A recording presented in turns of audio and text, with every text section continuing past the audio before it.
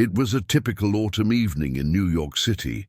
The golden leaves of the oaks and maples surrounding Central Park fell slowly, creating a natural carpet that crunched under Abigail Miller's hurried footsteps. At 32, as always, she was racing against the clock. The American sky had that characteristic November gray, and a cold wind promised that the harsh northeastern winter was just around the corner. Abby entered a gleaming luxury skyscraper in Midtown, a tower of glass and steel where she had worked for the past 5 years as a cleaner. It wasn't her dream job, but it paid for her small, cozy apartment in Astoria, Queens, and allowed her to send money to her mother in a small town in rural Pennsylvania. "Good evening, Abby," greeted Mark, the security guard, who always had a warm smile for her. "Raining again, huh?" "Yeah, and my shoes got soaked on the subway platform," she replied, pointing to her worn-out boots. "But at least it's not snowing yet." She took the elevator to the 30th floor, home to the offices of Crawford Investments, one of the most prestigious investment firms in the country. Every day, she cleaned the same rooms, the same desks, the same bathrooms.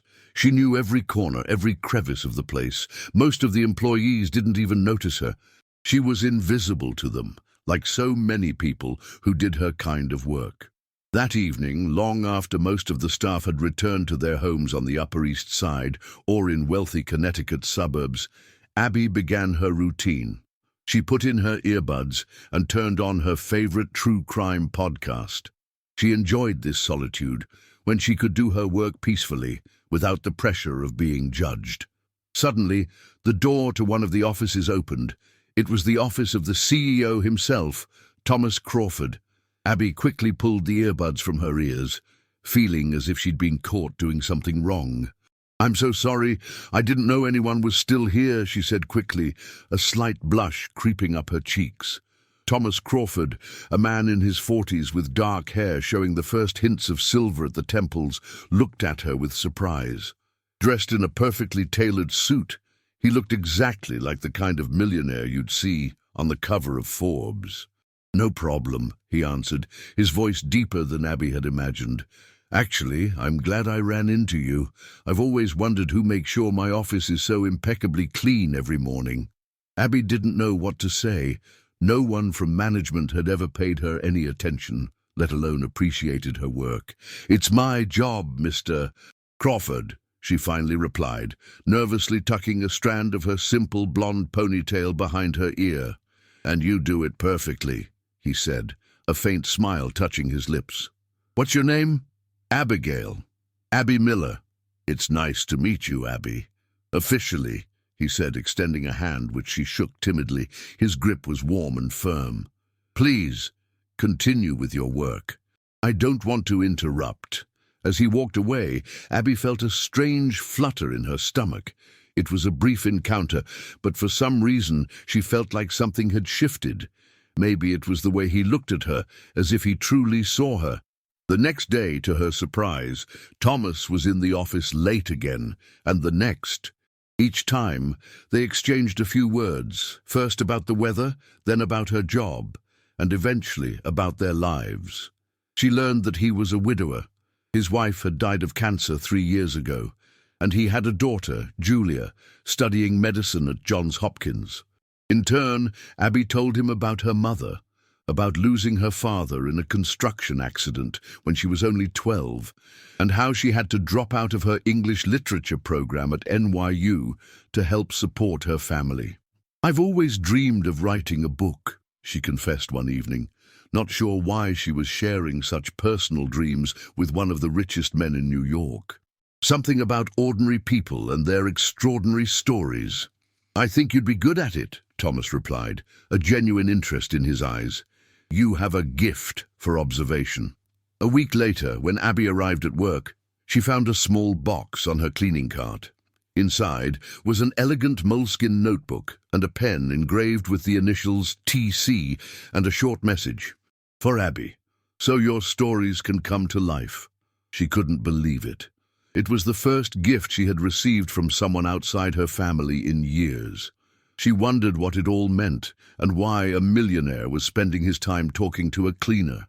Meanwhile, in another part of the city, in a luxurious penthouse with a view of the East River, Claudia Montgomery was flipping through the latest issue of Vanity Fair.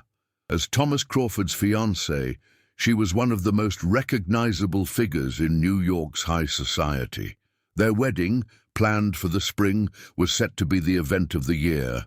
"Thomas, darling," she called out when she heard him come home. "Why so late? Work again?" Thomas nodded, taking off his coat.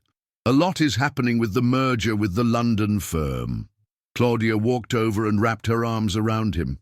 She was classically beautiful, tall, slender, with perfect features and auburn hair. A former model, she knew how to present herself. "I understand," she said, though a note of impatience could be heard in her voice. "But remember, the wedding is in 3 months. We still have so many details to discuss."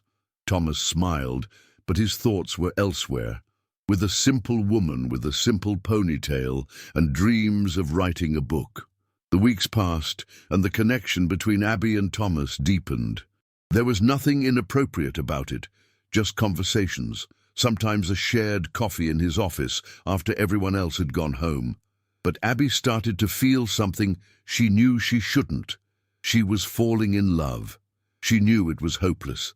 He was engaged to a beautiful, wealthy woman. She was just a cleaner from Queens, with worn-out shoes and dreams that seemed too big for her small life. One evening, when New York was covered in a thick blanket of snow and the temperature had dropped well below freezing, Abby found Thomas sitting alone in his dark office, his face buried in his hands. "Mr. Crawford, is everything all right?" she asked hesitantly. He looked up and she saw a sadness in his eyes she hadn't noticed before. "Abby," he said quietly, "have you ever felt like your life is heading in a direction you don't want, but you don't know how to change it?" She sat across from him, momentarily forgetting the social chasm that separated them. "Every day," she answered honestly, "but I think it's never too late to change something." That night they talked longer than usual, about life, about dreams, about the fear of change. When he finally stood up to walk her to the elevator, their eyes met and held for longer than they should have. "Good night, Abby," he said, his voice as soft as velvet.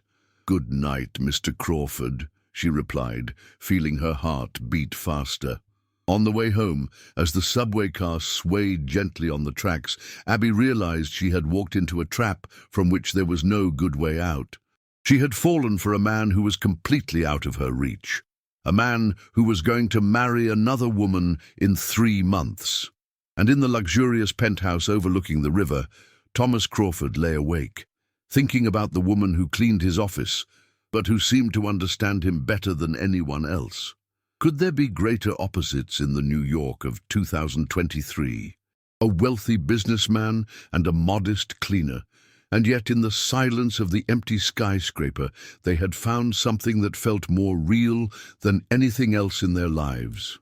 January in New York was a month when the city seemed to freeze under a thick layer of snow. The trees in Central Park stood bare and frosted, and the ponds were covered with a sheet of ice where children played on weekends. The frost painted fanciful patterns on the windows, and every breath turned into a small cloud of steam. For Abby, winter was always the hardest time. Her small apartment in Astoria was poorly insulated, and the heating bills ate up a significant portion of her modest salary.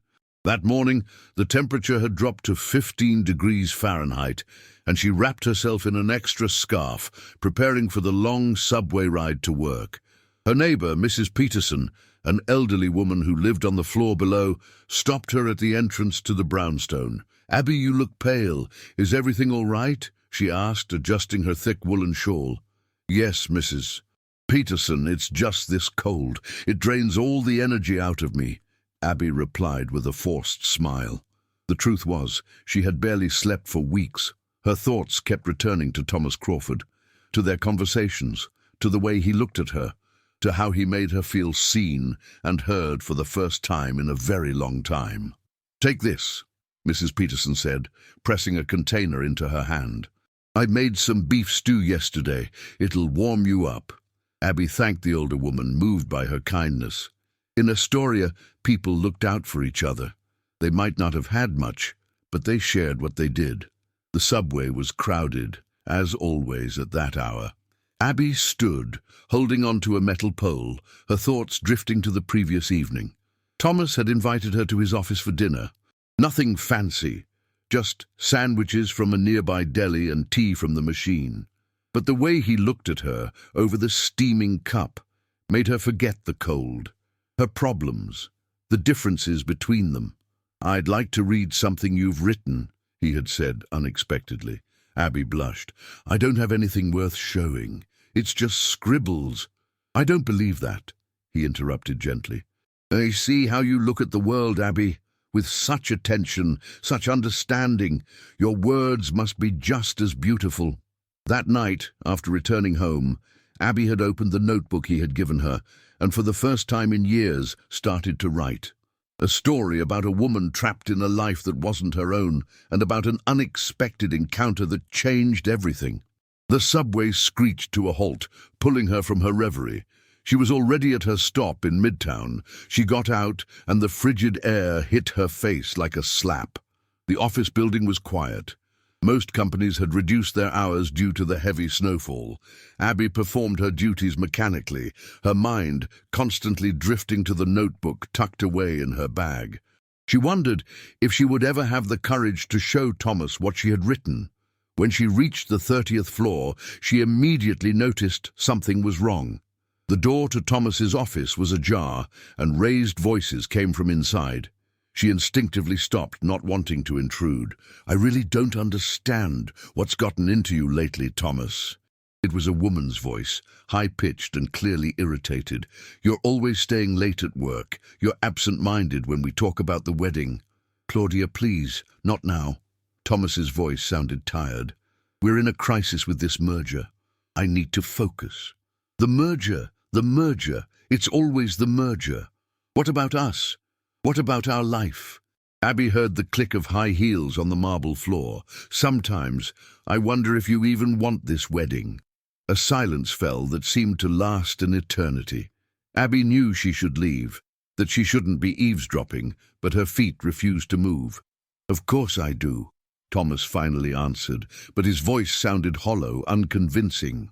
"Prove it," Claudia said, her tone softening, becoming seductive. "Let's go away for the weekend to our cabin in the Berkshires. Just you and me. No phones, no computers, just us." Silence again. Abby imagined Thomas looking out the window at a snow-covered New York, mulling over his answer. "All right," he said at last. "You're right. We need this." Abby felt something inside her break. Of course he agreed to go. Claudia was his fiancée, the woman he had chosen, a woman from his world. And her? She was just the cleaner, who for a moment had thought she could be something more.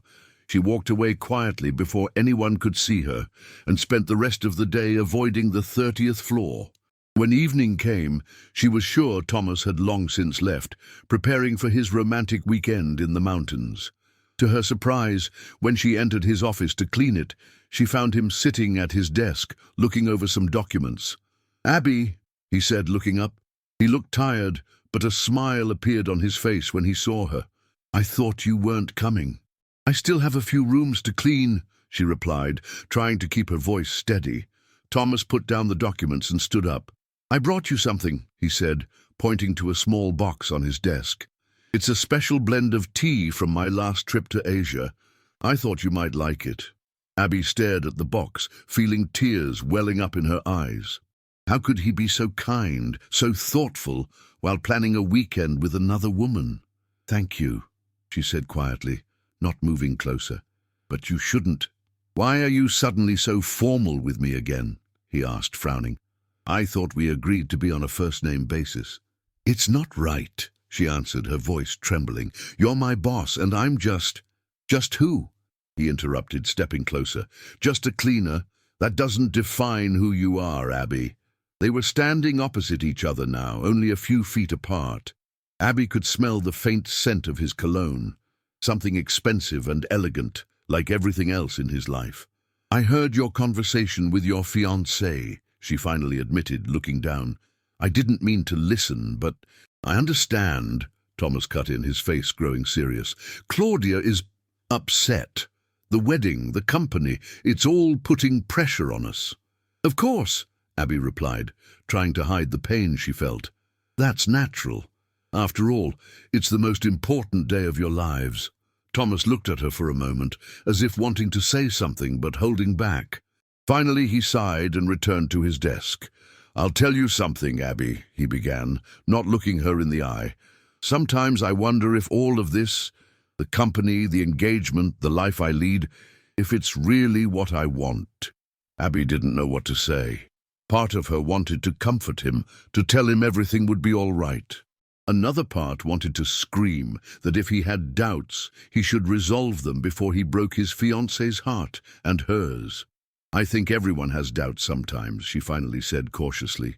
It's normal. And you? He asked, looking at her intensely. Do you have doubts about your life? Abby hesitated. Did she have doubts? Of course she did. She dreamed of a different life, of writing, of traveling, of love, but she never let herself dwell on those dreams for too long. Reality always caught up with her, bills to pay, a mother who needed support, a job she had to do. Yes, she answered honestly, but I've learned to live with them. Thomas got up and walked to the window, looking out at the snowy city. What if you don't have to? What if you can change your life? It's not that simple, she replied, thinking of all the responsibilities that weighed on her. What if it could be? He turned to her, and his eyes glinted with something she couldn't decipher. What if I could help you? Abby felt her heart race. What was he suggesting? That he would leave his fiancée for her? Pay for her college education? Hire her as his secretary instead of the cleaner? All of these scenarios seemed equally improbable. I don't need help, she answered, trying to sound more confident than she felt. I can manage on my own. I know you can, he said, moving closer. You're the strongest person I know, but that doesn't mean you don't deserve more. They were standing so close now that she could feel the warmth radiating from his body. His eyes, a deep blue like the ocean, looked at her with an intensity that took her breath away. Thomas, she whispered, not knowing what else to say. And then, as if some invisible force drew them together, their lips met in a kiss.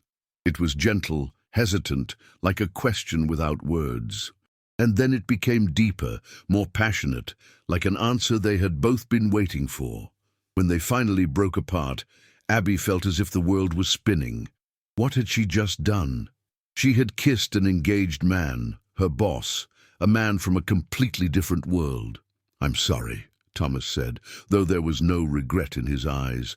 I shouldn't have done that. It's not your fault, she replied, taking a step back. It was a mistake. The word mistake hung between them like a heavy curtain. They both knew it wasn't a mistake. It was something they had both wanted for weeks. But they also both knew it shouldn't have happened. I'm going to the mountains tomorrow, Thomas said after a long silence. With Claudia. I know, Abby replied, her heart sinking. That's good. You need to figure out what you want. And what if I already know? He asked quietly. Abby shook her head. Then it would be too simple. And life is never simple, Thomas. She left his office, feeling tears stream down her cheeks. In the hallway she stopped for a moment, leaning her forehead against the cold wall. What was she thinking? That a millionaire had fallen in love with a cleaner? That only happened in movies, not in real life, not in her life. That weekend, Abby didn't leave her apartment. She lay on her small bed, staring at the ceiling and wondering what Thomas and Claudia were doing in the mountains. Were they sitting by a fireplace, drinking expensive wine? Were they walking along snowy paths, holding hands? Were they planning their future together? The thought of them together caused her physical pain. But what could she do? She was just Abby Miller, the cleaner from Queens, and he was Thomas Crawford, the millionaire from Manhattan. On Monday, she returned to work with a heavy heart. She was determined to act professionally, to forget what had happened. But when she reached the 30th floor, the first thing she noticed was that the door to Thomas's office was locked. Her key didn't work. The lock must have been changed over the weekend. She didn't see Thomas all week. Every time she came to clean, his office was either empty or locked. Maybe it was for the best, she thought. It would be easier to forget if she didn't see him. But on Friday, as she was finishing her shift, she heard a familiar voice. Abby. She turned and saw Thomas standing in the doorway. He looked different. He had a few days of stubble, and his usually perfectly styled hair was in disarray. But his eyes, those blue eyes, looked at her with the same intensity as always. "Thomas," she replied, trying to keep her voice steady. "How was your weekend in the mountains?" "I didn't go," he said, stepping closer. "I couldn't." Abby felt her heart race. "What happened?" "You happened," he answered simply. "I couldn't stop thinking about you, about what you said, about that kiss." Thomas, please," she interrupted, looking around nervously. "Someone might hear." "I don't care," he said emphatically. "I don't care what anyone thinks. Abby, for weeks I haven't been able to stop thinking about you. You're in my thoughts, in my dreams. I've never felt anything like this." Abby looked at him, not knowing what to say. Part of her wanted to throw herself into his arms, to tell him she felt the same way. But another part, the rational part, knew it was impossible. "What about Claudia?" she asked quietly. Thomas sighed, running a hand through his hair. "I talked to her. I told her I can't marry her, that it wouldn't be fair to her, to me, to anyone." "But why?" Abby couldn't believe what she was hearing. "Why are you breaking off a 3-year engagement?" "Because it's not love," he replied, looking her straight in the eye. "It's comfort, habit, social expectation, but not love. Not what I feel when I'm with you." Abby felt her knees go weak. She sat down on the nearest chair, trying to gather her thoughts. This couldn't be happening. It had to be a dream, a fantasy. "You don't know what you're saying," she finally said. "You're upset, confused, that's all." "I've never been more sure of anything in my life," he replied, kneeling before her. "Abby, give us a chance, please." She looked at him, at this handsome, wealthy, intelligent man kneeling before her like in some romantic comedy. It was surreal. "What will people say?" she asked, thinking of all the gossip that would erupt when a millionaire started dating his cleaner. "Your friends, your family, your employees." "I don't care," he repeated, taking her hands in his. "I only care about you, your happiness, your dreams. I want to be a part of all of it if you'll let me." Abby looked at their joined hands, his large and well-manicured, hers small and worn from years of cleaning. They were like a metaphor for their worlds, so different, yet in that moment, connected. "I'm scared," she admitted honestly. "I'm scared this can't work, that one day you'll wake up and realize you've made a mistake. And I'm scared of spending the rest of my life wondering what would have happened if I didn't try," he answered, determination in his voice. "I'm not asking you for forever promises. I'm just asking for a chance. Now, today." Abby felt all her fears, all her doubts melt away under his gaze. Maybe it was a mistake, maybe it was madness. But didn't she deserve a little bit of madness in her always so orderly, predictable life? "Okay," she finally said, her voice barely a whisper. "Let's give us a chance." Thomas smiled, and tears of relief and happiness appeared in his eyes. He leaned in and kissed her, not hesitantly like the first time, but with certainty, with promise. That night, as Abby rode the subway home, the snow began to fall again. But this time, she didn't feel the cold. A fire was burning in her heart, warming her from the inside. She knew the road ahead wouldn't be easy, that there would be obstacles, gossip, difficulties. But for the first time in years, she felt hope. Hope that her life could be more than just survival. That it could be an adventure, a love story, a fulfillment of dreams. And in his luxury penthouse, Thomas Crawford also watched the falling snow, thinking about the woman who had turned his world upside down. The woman who had shown him what happiness truly was. The woman for whom he was willing to risk everything. At the same time, in an exclusive boutique on Madison Avenue, Claudia Montgomery was choosing a wedding dress. Her smile was perfect, her posture flawless, but in her eyes lurked a chill that could rival the New York winter. "It will be perfect," she said to the sales associate, browsing a catalogue. "Thomas may think he's found himself a new toy, but we'll see how long this fascination lasts." Because Claudia was not a woman who gave up easily, and Thomas Crawford was too good a catch to let go without a fight. So, as the snow fell on New York, three people watched the same flakes with completely different thoughts. Abby with hope, Thomas with determination, and Claudia with revenge in her heart. And the winter in the Northeast had only just begun. February in New York was a month of contrasts. The days grew slightly longer, the sun sometimes breaking through the grey clouds, offering a promise of the coming spring. But the frost still held the city in its iron grip. Ice floes drifted on the East River, and the wind blowing from the northeast was a reminder that winter had not yet said its last word. Abby Miller woke up every morning with a feeling that had been foreign to her for years: joy.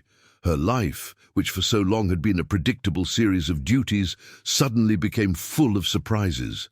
Thomas called her every day, sometimes several times a day, just to hear her voice. He sent flowers to her work, not expensive bouquets from exclusive florists that might arouse suspicion, but single roses that brought a smile to her face and made her colleagues whisper among themselves. "Who is he?" asked Diane, another cleaner with whom Abby sometimes had lunch. "This mysterious admirer." "No one special," Abby would answer evasively, though the blush that colored her cheeks betrayed her. Their relationship was kept secret, at least for now. Abby still cleaned the offices of Crawford Investments, but now, when her shift ended, a black limousine with tinted windows would sometimes be waiting for her, whisking her away to Thomas's penthouse or to discreet restaurants on the outskirts of the city. Thomas was cautious. He knew that rumors of his broken engagement to Claudia were already circulating in New York society. The last thing he needed was speculation about his new relationship. Not because he was ashamed. On the contrary, he wanted to shout his feelings for Abby from the top of the tallest skyscraper in Manhattan. But he also knew how cruel the world he moved in could be. He didn't want Abby to have to face the gossip, the judgment, the malice. "One day, we'll be able to be together officially," he would promise her as they sat in his penthouse overlooking the illuminated river. When things calmed down, Abby understood. She herself wasn't ready to confront the reality of their relationship.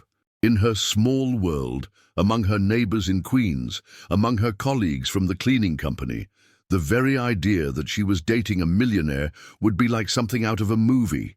No one would believe it, and if they did, they would immediately start speculating about what he saw in her, what she wanted from him. So they kept their relationship a secret, enjoying the small, stolen moments they had just for themselves. Thomas showed her his world. He took her to private art galleries, to exclusive theater performances, to restaurants where the chef would come out to personally greet such a distinguished guest. Abby sometimes felt like Cinderella, a girl from a working-class neighborhood suddenly thrown into a world of wealth and luxury. But unlike the fairy tale character, she didn't turn into a princess. She was still herself, a simple, honest woman who valued real things above all else. And that's what Thomas loved about her. Her authenticity, her modesty, her ability to see beauty in the simplest things. After years spent among people for whom only money, status, and appearances mattered, he had found someone who saw him, really him, not his bank account or his social position. One evening, as they sat in his penthouse, Thomas asked her what she would do if she could choose anything in the world. "I'd want to finish my degree," she answered without hesitation, "and write. I've always dreamed of writing books." "What's stopping you from going back to school?" he asked, playing with a lock of her hair.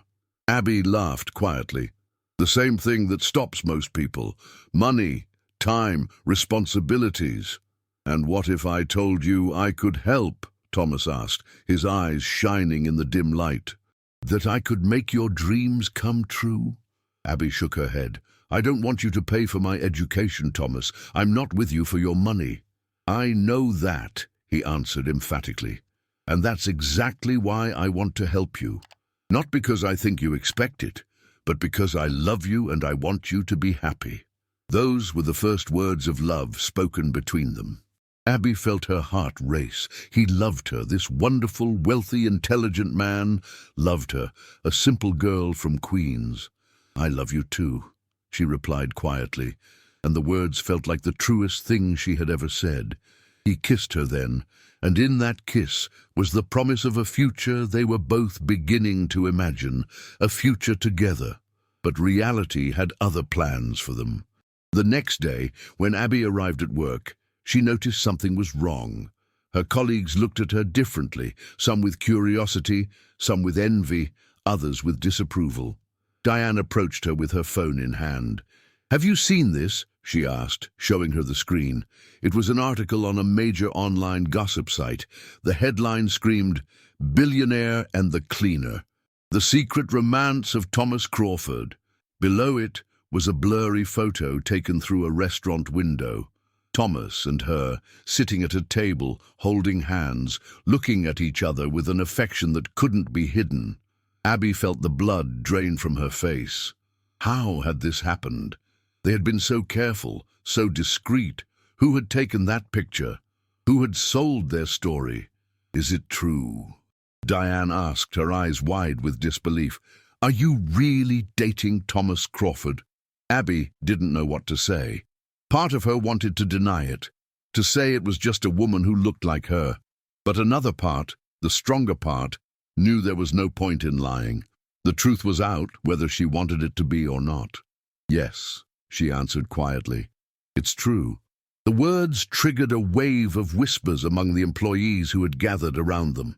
Abby felt like she was under a microscope, an object of study, not a person of flesh and blood. How? Asked one of the younger cleaners. A girl who had always dreamed of a rich prince from a fairy tale. How did it happen? It's complicated, Abby replied, not wanting to go into the details of her private life. There must have been something more, said an older woman who had always looked at Abby with a certain jealousy. No one just falls in love with a cleaner. Those words hurt Abby more than she wanted to admit. Because although she wasn't ashamed of her job, hearing others reduce her to just that role made her feel small, insignificant. Before she could answer, her phone rang. It was Thomas. Did you see? He asked, as soon as she answered, his voice tense.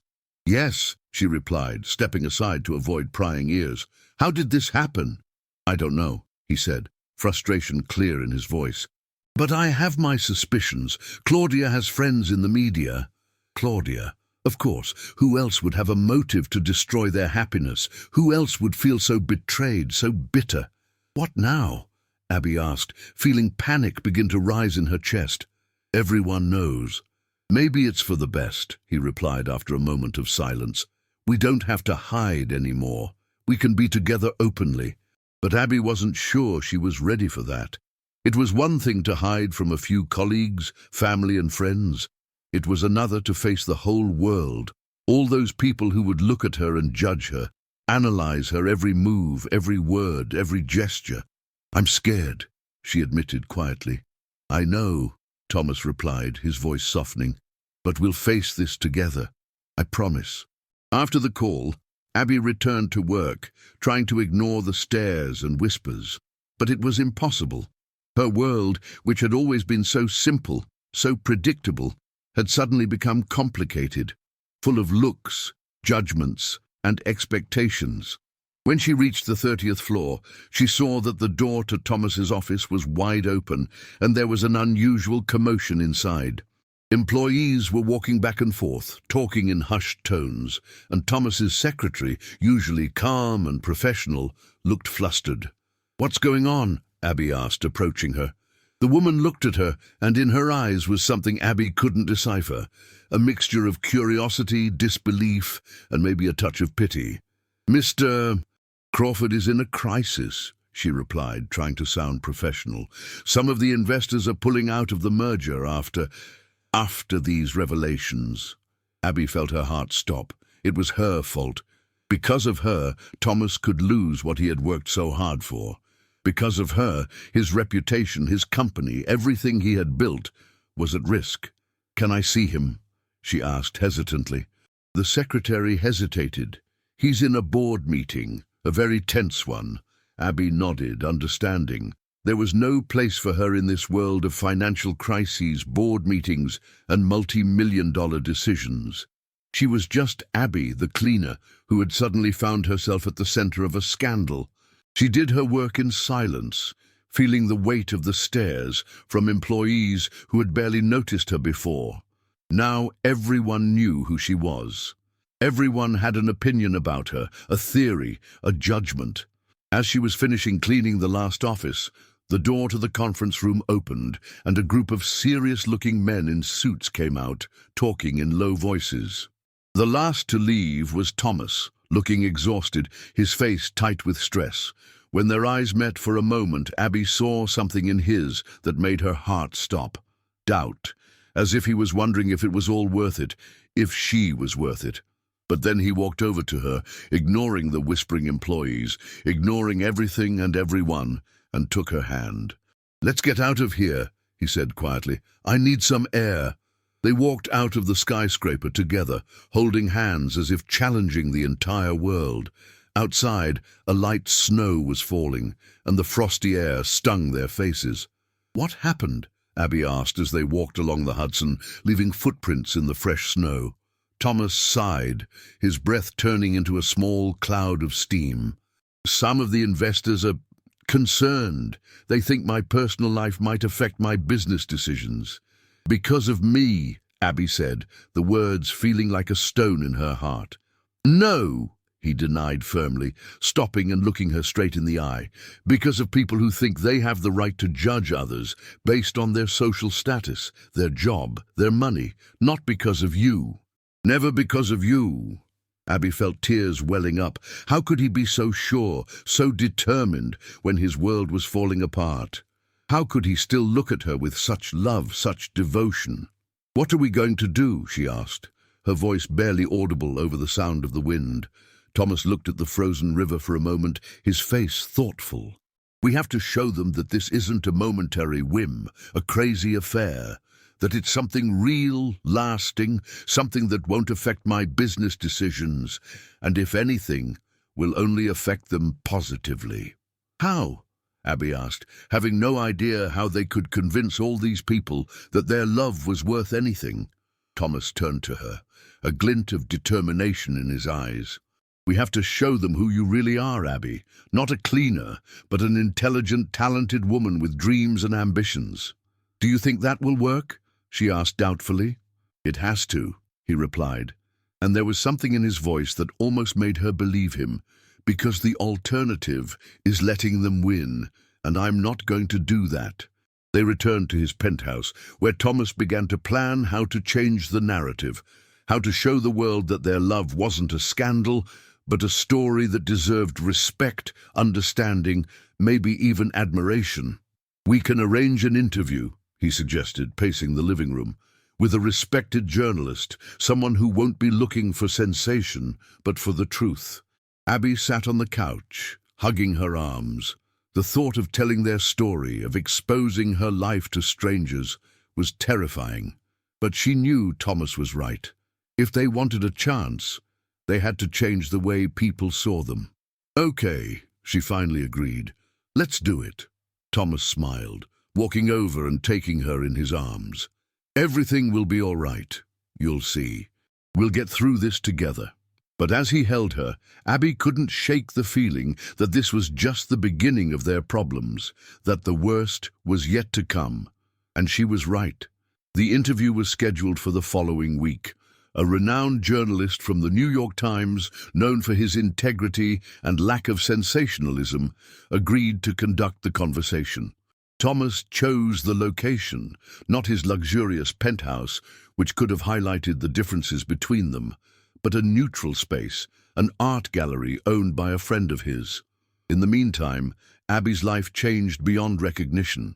Reporters began to appear outside her modest building in Astoria, questioning her neighbors, trying to get any information about the woman who had stolen the heart of one of the richest men in New York.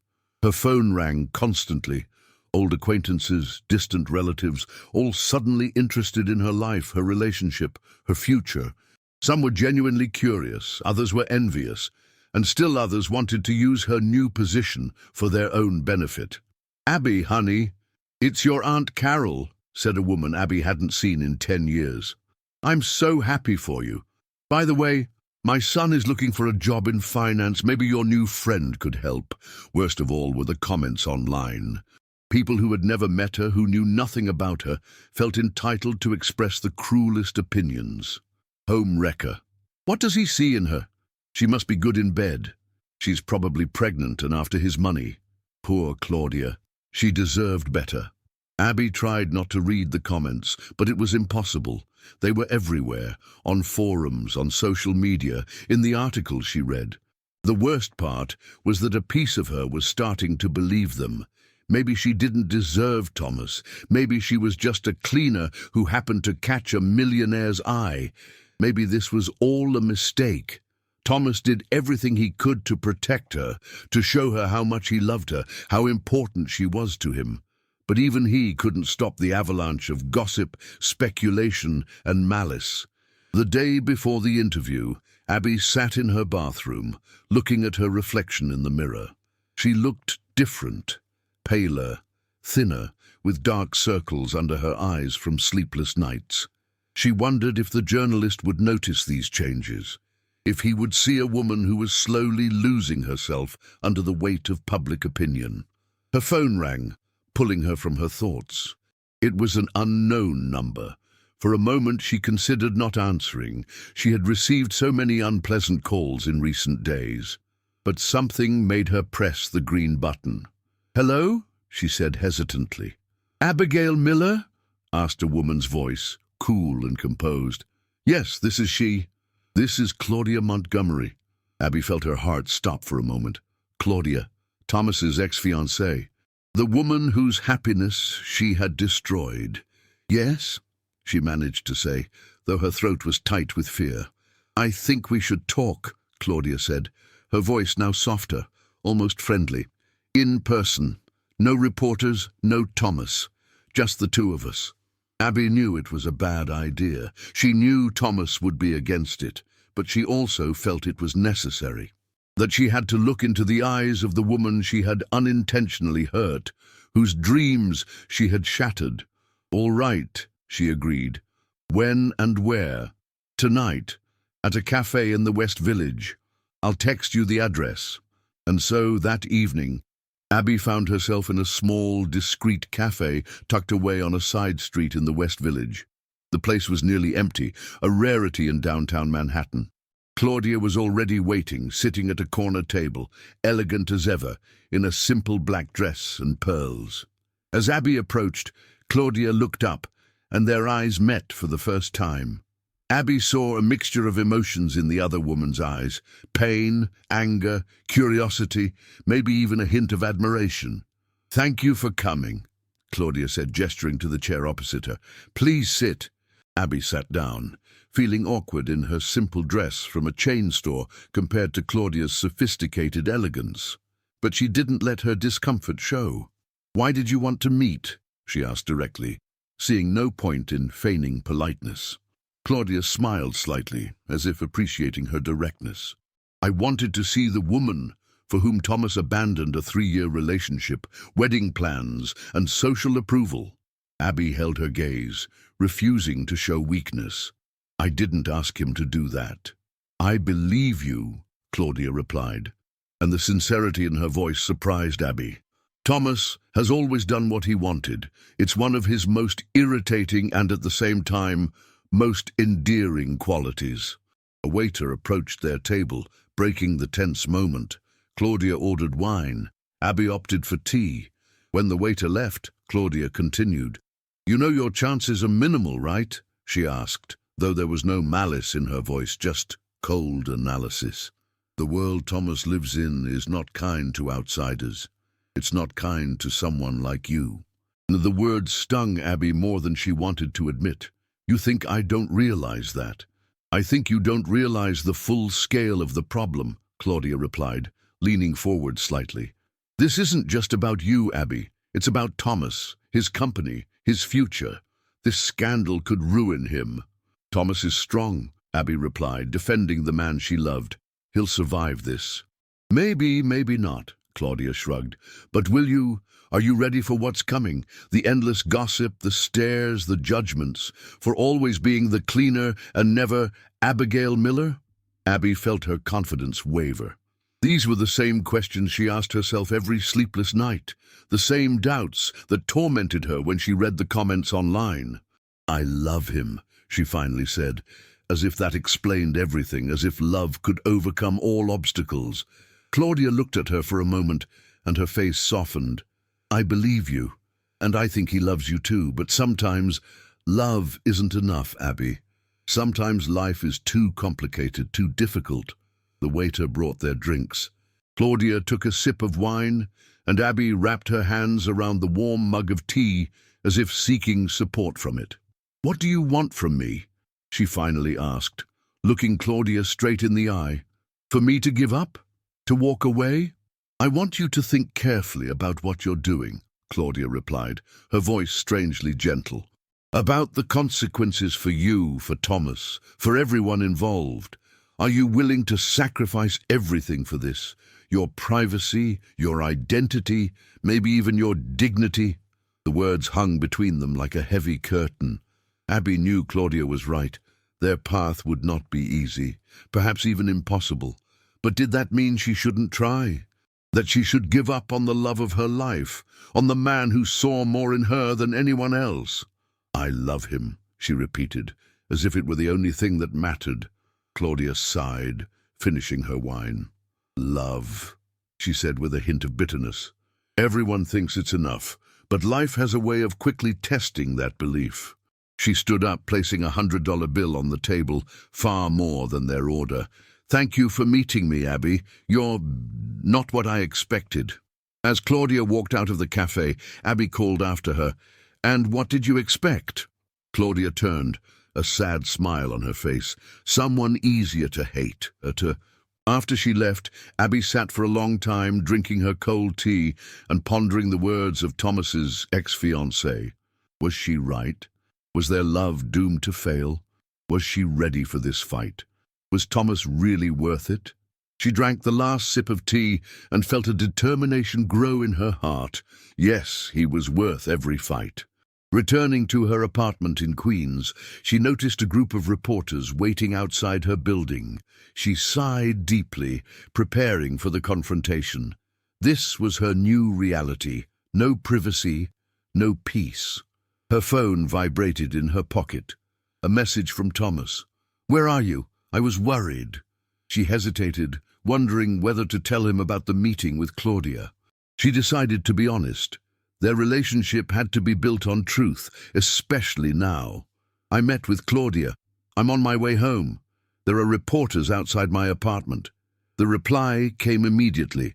"Don't go back there. I'm sending a car. It will bring you to my place." Looking at the group of reporters, Abby realized there was no turning back. Her old life had ended the moment she allowed herself to fall in love with Thomas Crawford. Now she had to decide if she was ready for a new one, with all its complications, challenges, and unknowns. A black car pulled up across the street. Abby took a deep breath and walked towards it, ignoring the shouts of the reporters and the flashes of the cameras. Her mind was made up. She would fight for this love, no matter the cost. Tomorrow's interview was just the beginning of their journey together. A journey that might be full of difficulties, but also hope. Hope for a life where love mattered, not social conventions or the expectations of others. As she got into the car, Abby took one last look at her old world. A new chapter of her life would begin tomorrow, and despite all the doubts, despite the fear, she felt she was ready for this journey, with Thomas by her side. The day of the interview arrived sooner than Abby had expected. New York awoke under a thin layer of fresh snow, and the sky had that special blue tint that only appears on cold, sunny days. Standing in front of the mirror in Thomas's penthouse, Abby looked at her reflection with a mixture of uncertainty and determination. Thomas had hired a stylist for her, a discreet, professional woman who helped her choose an outfit suitable for the interview.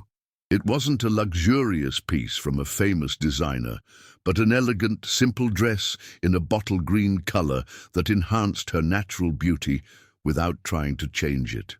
"You look beautiful," Thomas said, wrapping his arms around her from behind and meeting her gaze in the mirror.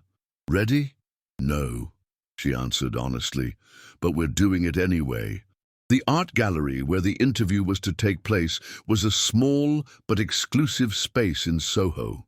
The owner, a friend of Thomas's from his college days, had closed it to the public for the day, providing them with the privacy they so desperately needed.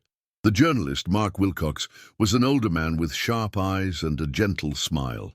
He had a reputation as an honest, insightful reporter who didn't look for cheap sensationalism, but for real stories. "Thank you for agreeing to this interview," he said, once they were seated among the contemporary artworks, whose abstract forms seemed to reflect the complexity of their situation. "I promise I will be fair in presenting your story." Thomas squeezed Abby's hand, giving her courage. "We appreciate that." The interview began with simple questions: how they met, when they realized it was more than just a friendship; how they decided to take such a bold step in the face of social conventions. Abby let Thomas answer most of the questions. She felt uneasy in front of the camera, aware that her every word, every gesture would be analyzed by thousands, perhaps millions of people. But when the journalist turned to her directly, she gathered her courage. "Abby, many people are wondering what you saw in Thomas beyond the obvious material benefits. Can you explain that to us?" The question was direct, almost provocative, but Abby appreciated its honesty. Better to face it now than to let the speculation continue. "I saw a man," she answered after a moment's thought. "Not a millionaire, not a CEO, not a celebrity. A man who has his own dreams, his fears, who sometimes feels lonely despite his success. A man who saw more in me than just a cleaner. He saw a woman with ambitions, dreams, a story." Her words were simple but sincere, and something in her voice, in her eyes, made even the experienced journalist feel their authenticity. "And you, Thomas?" He turned to the man sitting beside her. "What did you see in Abby that made you willing to risk so much?" Thomas smiled, looking at Abby with an affection that could not be faked. "I saw truth. In a world where everything is for show, where people wear masks and play roles, Abby was real. She didn't try to impress me. She had no hidden motives. She was just herself, an intelligent, sensitive woman who sees beauty in the simplest things." The interview lasted over an hour. They talked about their plans, about Abby's dreams of studying and writing, about how they intended to face the adversities that lay ahead. "What would you say to people who claim that your class and social differences are too great for this relationship to survive?" the journalist finally asked, posing the question that was on many people's minds. Abby hesitated, searching for the right words. "I would say that love knows no such barriers, that in a world that constantly divides people into rich and poor, better and worse, love is what unites us, what reminds us that we are all, first and foremost, human."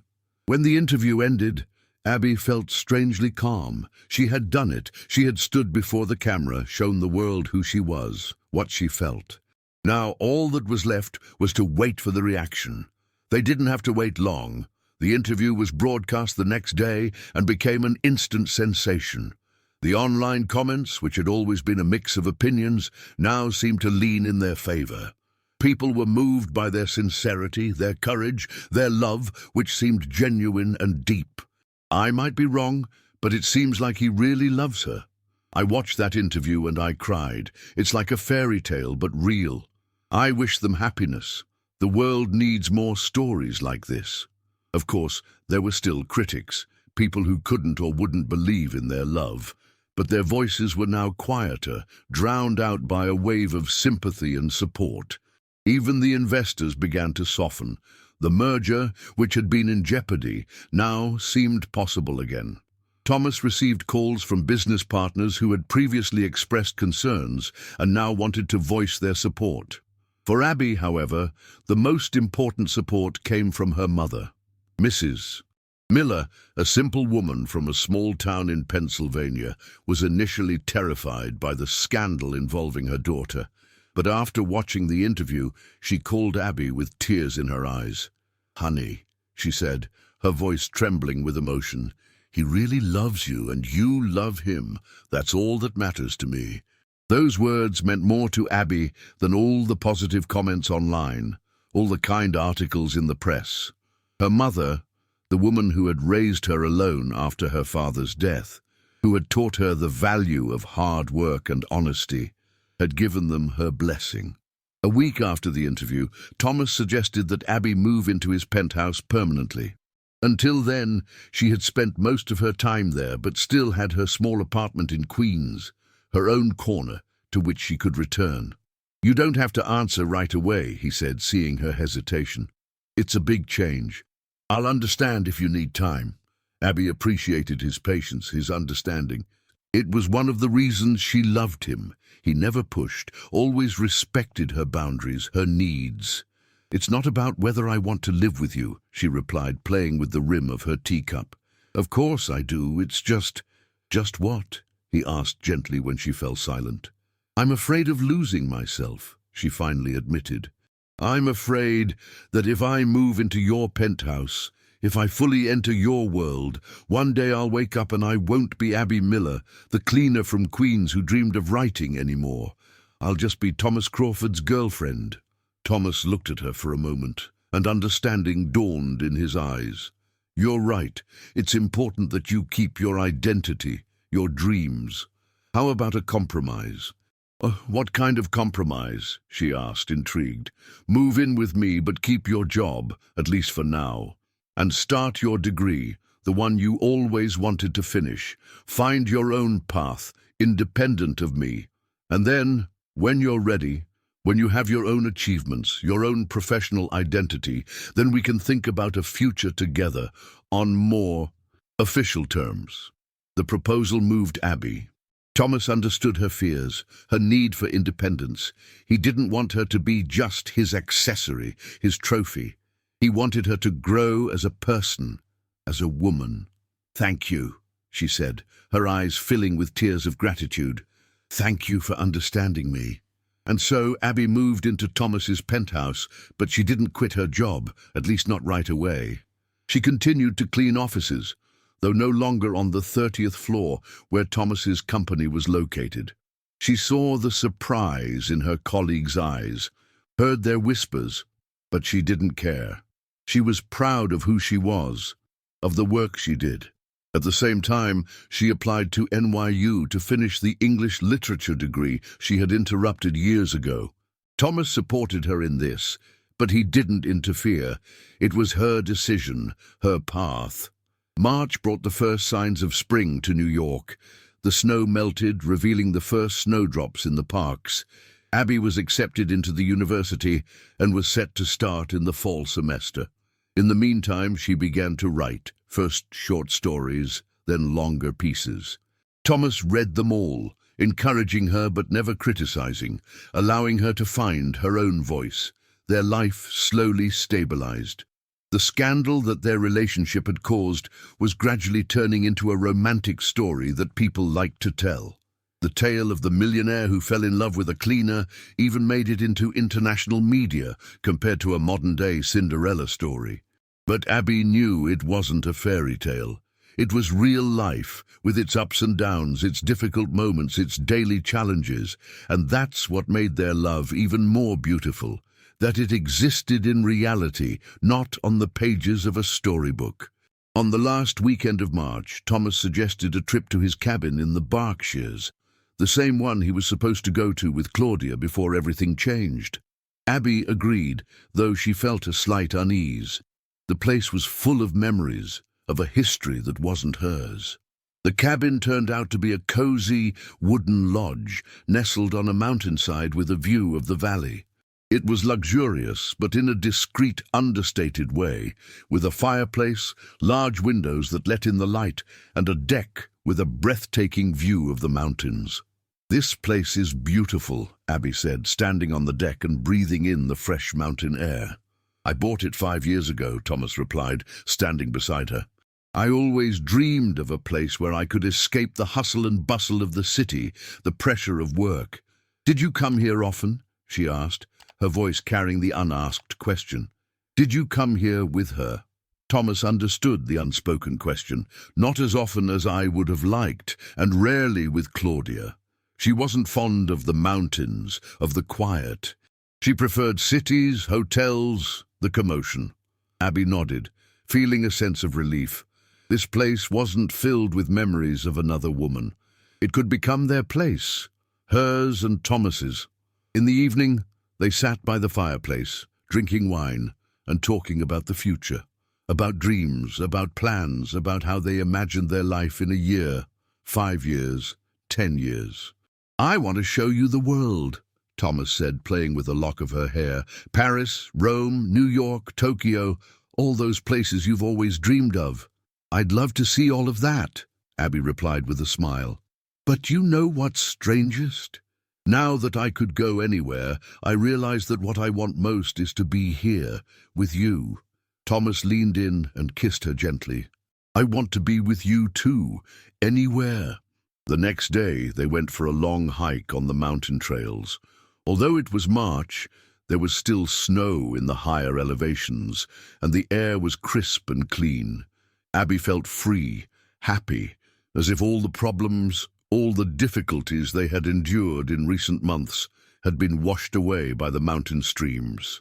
When they stopped in a small clearing to rest and admire the views, Thomas took a small package out of his backpack.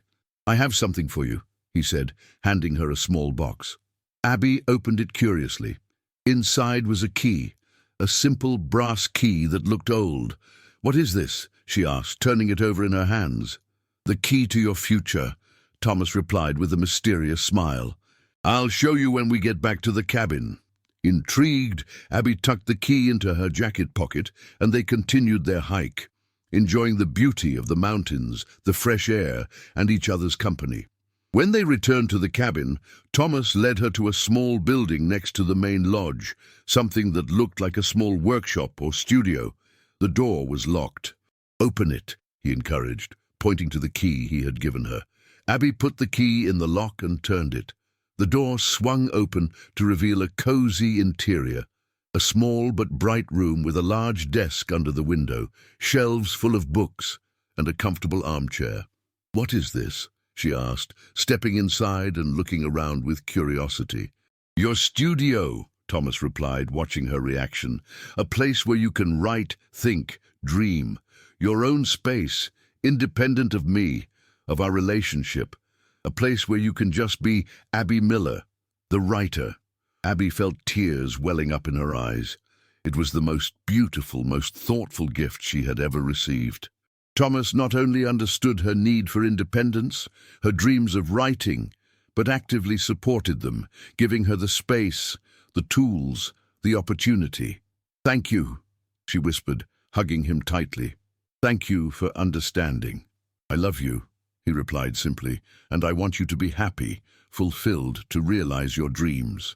That evening, as they sat by the fireplace again, Abby felt that everything was finally falling into place. She had a man she loved, who loved her back. She had a chance to fulfill her dreams of college, of writing, of a life that was more than just survival.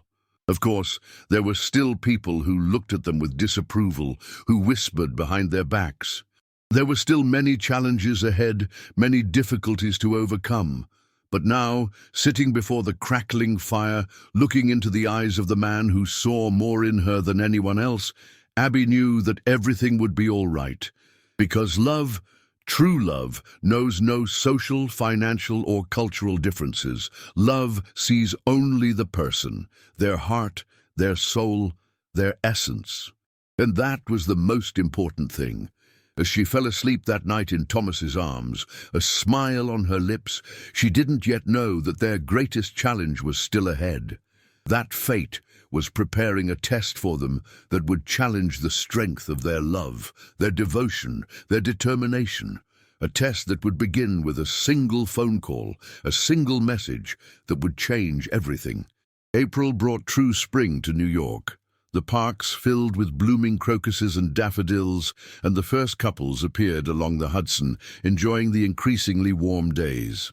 Abby and Thomas blended into this spring landscape, enjoying their happiness, which with each passing day seemed more stable, more real. After returning from the mountains, Abby made the difficult but necessary decision to quit her job as a cleaner. Not because Thomas asked her to, on the contrary, he supported her independence. But she felt it was time for a change, for a new chapter in her life. She wanted to focus on preparing for college and on her writing, which was consuming more and more of her time. "I'm proud of you," Thomas said when she informed him of her decision. "I know what a difficult step this was for you." Indeed, saying goodbye to the job she had held for 5 years wasn't easy. Despite the difficult conditions, despite the monotony, it was a part of her identity, something that had defined her for a long time. But Abby knew you couldn't move forward without leaving something behind. Her mother, Mrs. Miller, came to New York in mid-April. It was her first visit to the city in years, and meeting Thomas was an overwhelming experience for her. Initially, she was intimidated by his wealth, his position, but she quickly realized that behind the millionaire's facade was a sensitive, sincere man who truly loved her daughter. "You're a good man," she said to Thomas when Abby left the room for a moment. "I can see it in your eyes. Take care of my daughter, that's all I ask. I promise, Mrs. Miller," Thomas replied, moved by her simplicity and sincerity. "I love Abby more than anything in the world." The days passed peacefully, filled with small joys, daily rituals that created their life together. Abby began writing her first novel, the story of a woman who finds her voice in a world that tries to silence her. Thomas read every chapter, offered his support, but never interfered with her creative process. On the evening of April 20th, they were sitting in the living room of the penthouse, enjoying a rare moment of peace. Abby was reading a book. Thomas was reviewing documents related to the merger, which, after initial difficulties, was gaining momentum again. Thomas's phone rang, interrupting the idyllic scene. He glanced at the screen and frowned. "It's Peter," he said, referring to his lawyer.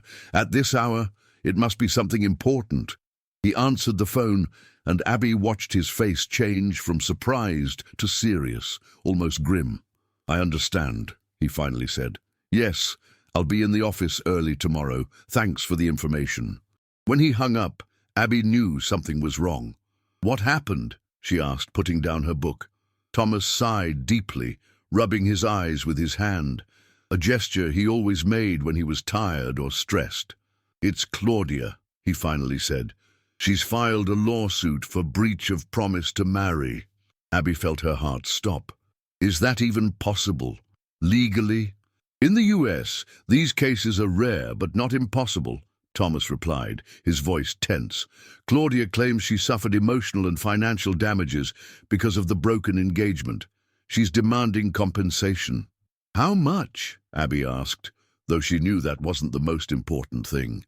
$2 million, Thomas answered, and the number hung between them like a heavy, leaden shadow. Abby shook her head in disbelief. It wasn't about the money. Thomas could afford such a sum.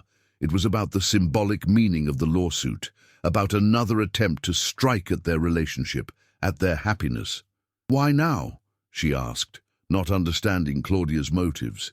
"Months have passed. It seemed like everything had calmed down."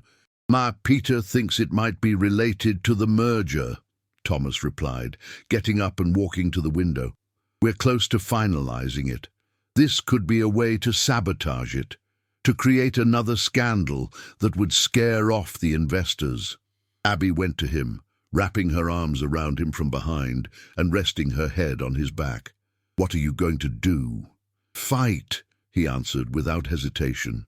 "I won't be blackmailed. I won't let anyone, Claudia or anyone else, stand between us." Abby felt the tension in his body rise. She knew how important this merger was to him. Months of work, negotiations, planning, and now everything could be destroyed by one lawsuit, one accusation. "Maybe we should talk to her," she suggested, remembering their meeting in the cafe. "Maybe there's something she wants, besides money." Thomas turned, looking at her, with a mixture of disbelief and admiration. "You want to meet with her? After all this?" "If it helps," Abby replied, though the very thought of another meeting with Claudia made her anxious. "If it ends this situation." Thomas held her tightly, inhaling the scent of her hair.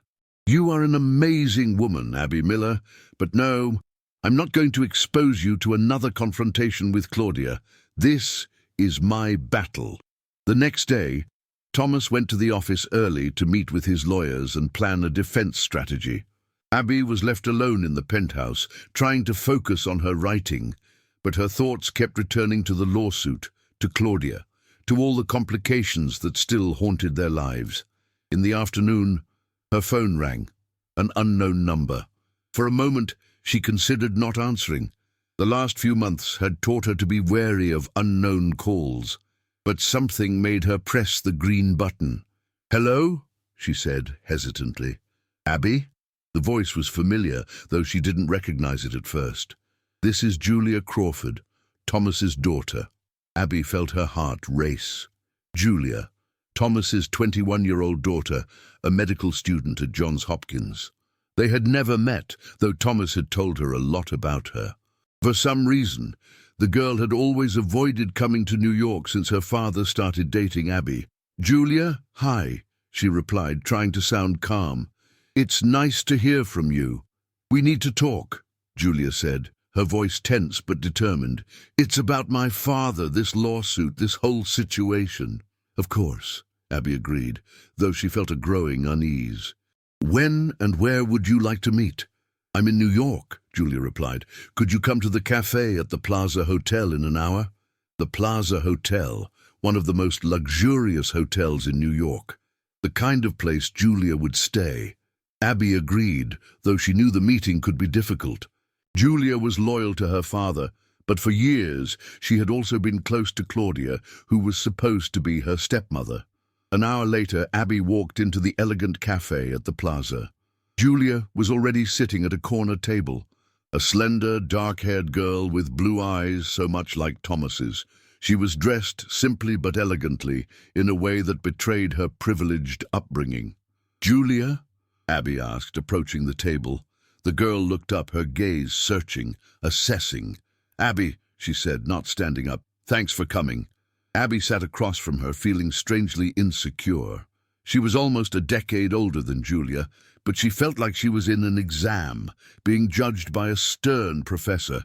"Your father doesn't know we're meeting, does he?" she asked, seeing the tension on the girl's face. "No," Julia admitted. "I didn't want to worry him. He has enough on his plate right now." A waiter approached their table. Julia ordered coffee, Abby tea. When they were alone, Julia leaned forward slightly. "I want to be honest," she began, her voice firm. "Initially, I was against your relationship. I thought you were, you know, another woman who only saw my father's money and position." Abby nodded, understanding her concerns. "It's natural that you wanted to protect your father. But then I watched your interview," Julia continued, her face softening slightly, "and I saw how he looks at you. I haven't seen him like that since my mom died. Happy, full of life." These words moved Abby more than she wanted to admit. The approval of Thomas's daughter meant more than she could have imagined. "Thank you," she said quietly. "Your father means a lot to me." "I know," Julia replied, a note of resignation in her voice. "And that's why I'm here, to warn you." "Warn me?" Abby repeated, feeling a sudden unease. "About what?" Julia looked around, as if making sure no one was listening. "About Claudia. This lawsuit is just the beginning. She won't stop until she destroys your relationship." Abby felt a cold shiver run down her spine. How do you know? I talked to her, Julia admitted, a shadow of guilt on her face. Yesterday she called me, trying to win me over to her side. She said terrible things about you, about my father. And that's when I realized this isn't about a broken heart or revenge anymore. It's an obsession. The waiter brought their drinks, interrupting the conversation for a moment. When he left, Abby took a sip of tea, trying to calm her nerves. What exactly did she say? She asked, knowing she needed the full picture. Julia hesitated, as if unwilling to repeat Claudia's words. She said she would destroy my father, his company, everything he's worked for, that she'd rather see him ruined than happy with you. Abby felt her heart stop. This was a threat she couldn't ignore. It was no longer just about her relationship with Thomas. It was about his life's work, the company he had built from the ground up. Do you have any idea what she might do? She asked, trying to remain calm. Julia shook her head. I'm not sure, but I've known Claudia for years. She's smart, determined, and has connections. If she says she'll destroy my father, she'll find a way to do it. Abby sat in silence, trying to process this information. It all seemed so unreal, like something out of a bad movie, not reality. But at the same time, she knew Julia wasn't lying, that the threat was real. Why are you telling me this? She finally asked, looking the girl straight in the eye. Why are you warning me and not your father? Julia smiled sadly. Because I see how much you love him, and how much he loves you. You deserve to be happy, after everything you've been through. And my father, he would just worry, try to protect me like he always does. But this time, I want to protect him. And you. Those last words surprised Abby. She hadn't expected such openness, such acceptance from Thomas's daughter. What should we do? She asked, knowing that Julia might have more information, more clues. I think you should be prepared for anything, Julia replied, reaching into her bag and pulling out a small black USB drive. These are recordings of my conversations with Claudia from the last few months. I didn't plan on using them, but now I think they might help you. There's a lot on here that proves her obsession, her plans. Abby took the drive, feeling its weight in her hand, a weight that was disproportionate to its physical size. Thank you, she said, deeply moved by this gesture of trust. Really? Just take care of him, Julia replied, tears welling in her eyes. He deserves to be happy, after Mom. I thought I'd never see him smile again. And then you came along. Abby felt her own eyes fill with tears. This was a moment she hadn't expected, hadn't planned for, a moment of connection with the daughter of the man she loved. As she returned to the penthouse, clutching the USB drive, her mind was full of thoughts, plans, and fears. She knew she had to tell Thomas about the meeting with Julia, about the warnings, about the recordings, but she also knew that what they would hear on those recordings could change everything. Thomas came home late in the evening, clearly exhausted after a day with his lawyers. Abby was waiting for him in the living room, the USB drive on the coffee table in front of her like a small, black symbol of everything that might come. "How was your day?" she asked as he entered the room. Thomas sighed, loosening his tie. Tough. The lawyers think Claudia's lawsuit is legally weak, but the mere fact that it was filed could affect the merger. Some investors are already expressing concerns. Abby nodded, knowing that what she was about to say would only make things worse.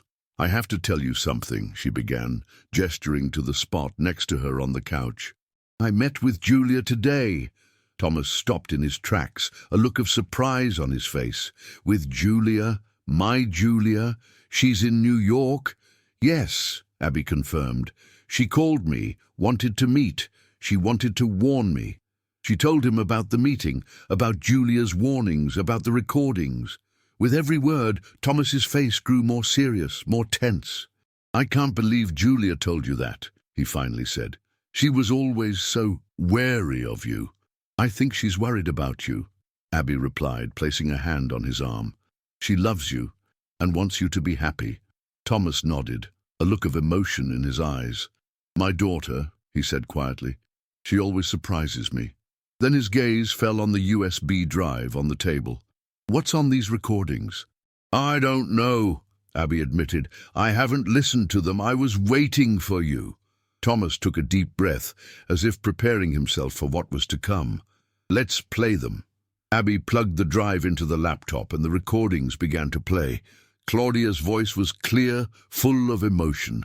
Initially regret and sadness, then anger, and finally something that could only be called obsession. She spoke of Thomas, of Abby, of how she would destroy their relationship, their happiness, everything they had built. But then came something neither of them expected. Claudia began to talk about Thomas's company, about secrets she knew, about documents she had, documents that could threaten the merger, destroy Thomas's reputation, maybe even lead to criminal charges. "How does she know that?" Abby whispered, seeing Thomas's face turn pale. "She was with me for 3 years, he answered quietly. She saw a lot, heard more. But these documents, she shouldn't have them. This is confidential company information." The recordings continued, and with each minute it became clear that Claudia wasn't bluffing. She had a plan, she had the means, she had the determination to destroy Thomas Crawford, the man she once loved and now hated with equal force. When the last recording ended, silence fell in the penthouse. Abby and Thomas sat side by side, overwhelmed by what they had heard, by what it meant for their future. "What now?" Abby finally asked, not knowing what else to say. Thomas stood up, walked to the window, and looked out at the New York night. "I have to stop her," he said, his voice full of determination, "before she destroys everything I've worked for over the years." "How?" Abby asked, getting up and joining him at the window. Thomas turned to her, a mixture of fear and determination in his eyes. "I don't know, but I'll find a way. I have to." But they stood there, looking at the city lights, at life going on as normal, while their own world seemed to be falling apart. But in that moment, holding hands, they also felt the strength that connected them, a strength that could survive any storm, any challenge, because what connected them wasn't just passion, infatuation, or even love. It was deep understanding, respect, devotion. It was something that Claudia, with all her plans and threats, could not understand, could not destroy. And in that understanding, in that certainty, they found the strength to face what was coming, the storms that awaited on the horizon of their life together.